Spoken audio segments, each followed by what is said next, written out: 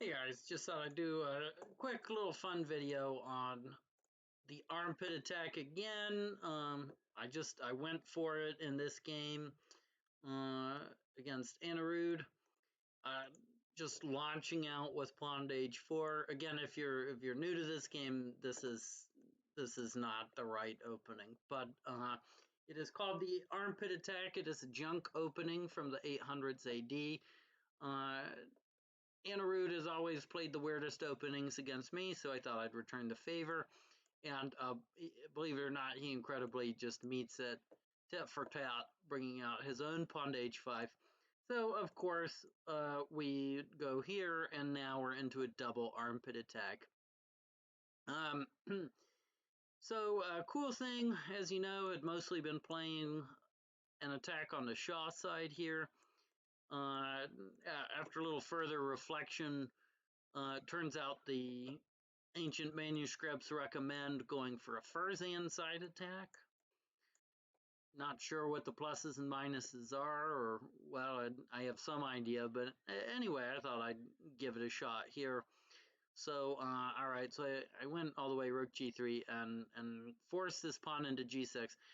And of course, here, this is like the end of the idea, you know. There is no further idea. The only real thing I can have to say for the white position is that the g5 square is open, so I target that in case I'm able to develop anything there.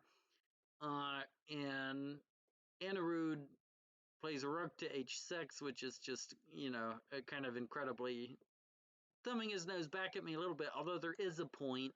The point is to defend the g6 pawn so that this Furzan can develop out. All right, so I'm going for my double elephants again. This is not the if you don't know anything about Shatranj, do not play this opening. This is a fun opening. But okay, this was the point. Um, and okay, I play pawn to f3 because at this point white is completely out of ideas. I need to come up with an attack, so I play the pawn up to f5. This is the seems like the only sensible move. F3. Black went b6, and okay, so here I go in f4. Furzan comes to f7, of just defending the knight on g8. And I went knight to f3, and now black played e6, just blocking everything. I guess in the spirit of the armpit attack, I could have maybe tried to play f5, the idea of g takes. Maybe then rook to g7, just targeting this knight. Black could just probably defend king to e8, and now I could play bishop takes f5. This would have been another way to play, although white doesn't have anything here better than just cheapos. I mean, this rook is not really in a great position. I'm sure like black can just defend something like this. There's no support for the elephant, so it has to come back. And now, even just this elephant developing to d6, followed by king to f8, this rook on g7 is going to be in trouble. So, so pawn to f5 possible, but not really anything there. So go knight to f3. Black plays e6. Black's actually doing pretty well here. He's managed to get rid of my main source of play. Knight to c3. I think this is probably an inaccuracy because after knight to c3, if black plays the elephant into d6 here and targets the f pawn, I don't know how I'm going to defend that. I don't think there's a good way to defend. I think I just have to allow. Takes and hope that I get some play on the f file. I mean, I guess I could just try to smash everything, play here, just give up the elephant. But even here, this doesn't look good for white. Just down an elephant. That looks pretty nasty. So I think actually, I think I need to play elephant to g5 with the idea of then being able to play the pawn to e3, and then I can defend the f4 pawn.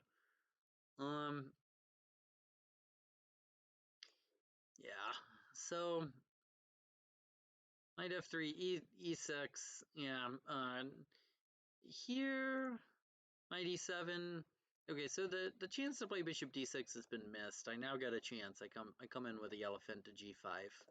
So now I'm putting some real pressure here. And black can just sort of avoid everything. Play knight to d5. Maybe I'll play e3 here. Probably black can just keep up the pressure playing here, threatening to take on f4, take twice.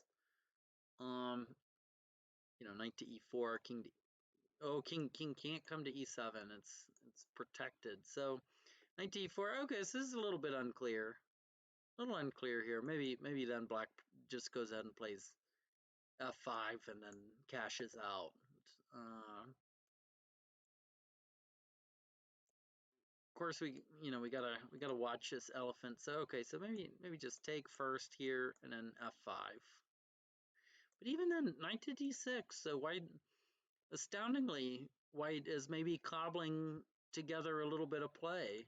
Of course, it's hard to believe that white even has anything here. I mean, even just dropping the rook back, how is white going to defend that pawn? And plus, the king's going to come to c7, drives the knight out. But I don't know. Maybe we can continue the attack with knight to e5. That actually looks like white's going to put on some good pressure. So the armpit attack lives on. So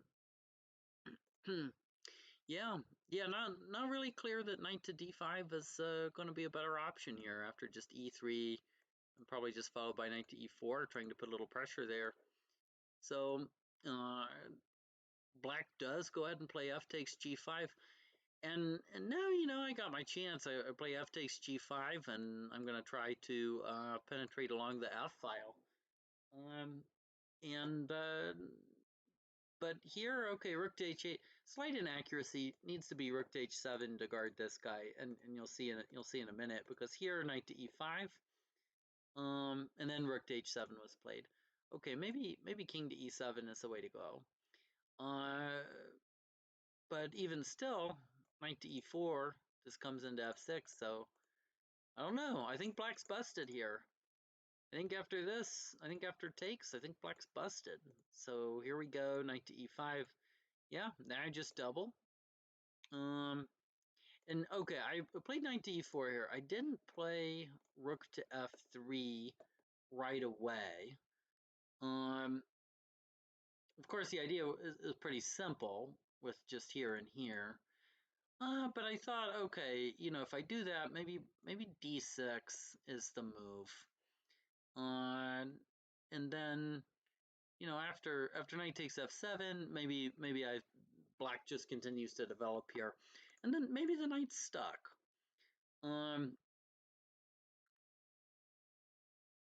It looks like, okay, white probably still gets a crushing advantage with knight to e4, but I thought, okay, the knight's a little bit stuck. So instead of doing that, I just went ahead and I brought the knight into e4 right away. I'm threatening knight f6 check. Oh, yeah, and black resigned. Yeah, yeah, kind of a stunning miniature, because there's not really any way to stop the threats. I guess knight to d5 is the closest that black can come to stopping any of this. Okay, but now I'm going to play rook to f3, and I'm crashing through on f7. I guess black can continue to play on a little bit if he really wants to.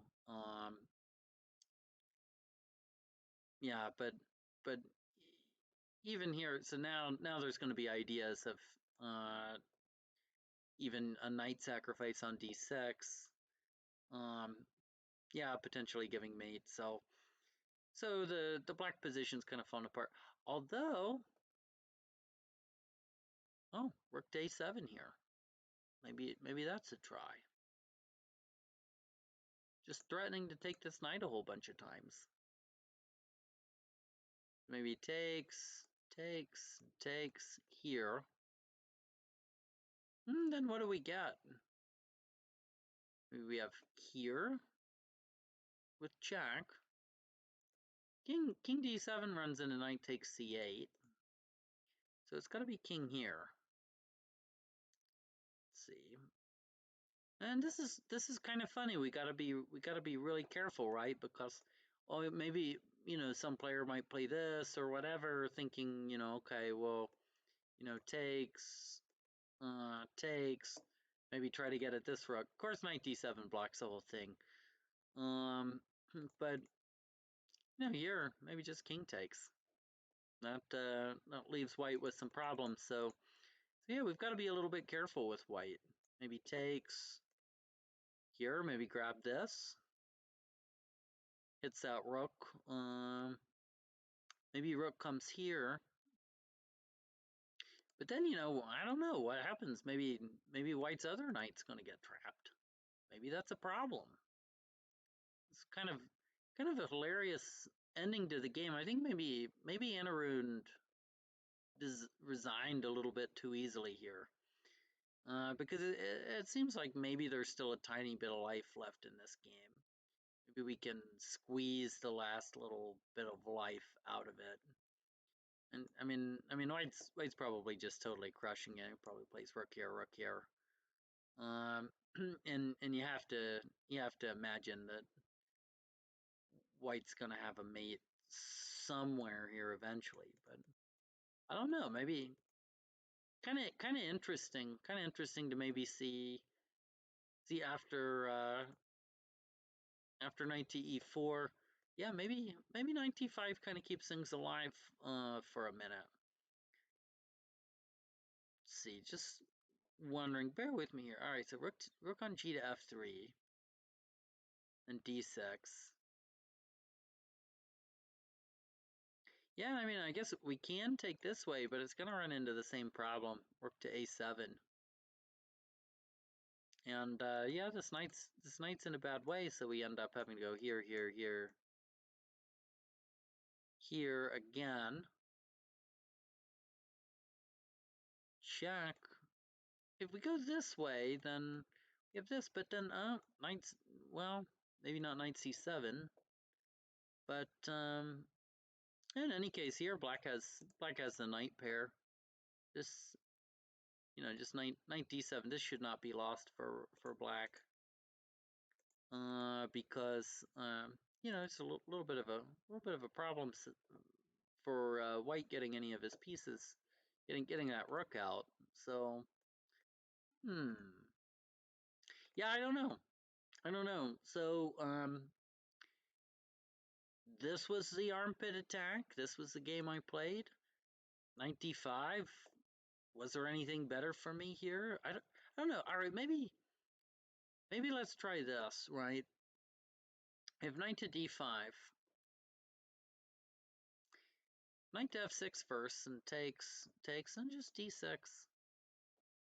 I guess here, I mean, white does still have a really large advantage. He could just play knight c4, keep up the pressure this way. Okay, then rook a6, rook on g to f3. Black can just play knight d7 here. So, yeah, I don't know. I thought that looked like a great game for me, but maybe it wasn't. It wasn't totally resignable here at this point.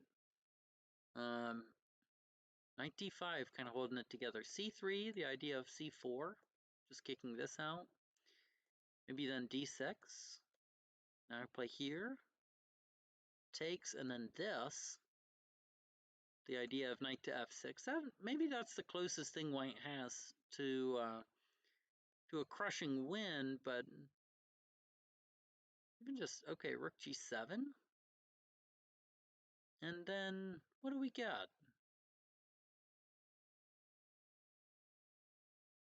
Knight f6 check, king up here. Maybe just here. Doesn't look like black has lost yet. So that was a very bizarre little armpit game. It's my first attempt at this opening. I guess the moral of the story is maybe don't meet h4 with h5. And then here, Yeah, I mean it's all very creative, although somehow I think probably black just needs to play normally in the center. That's all there is to it. This Rook H6, too clever by half. Um, here though, we did miss an opportunity for Elephant to D6. But then E6 here, knight E7. I mean the Elephant coming into G5. It just looks so strong. And then White gets that F file. But maybe not entirely winning, unless I'm missing something. All right, guys, that was the Armpit attack.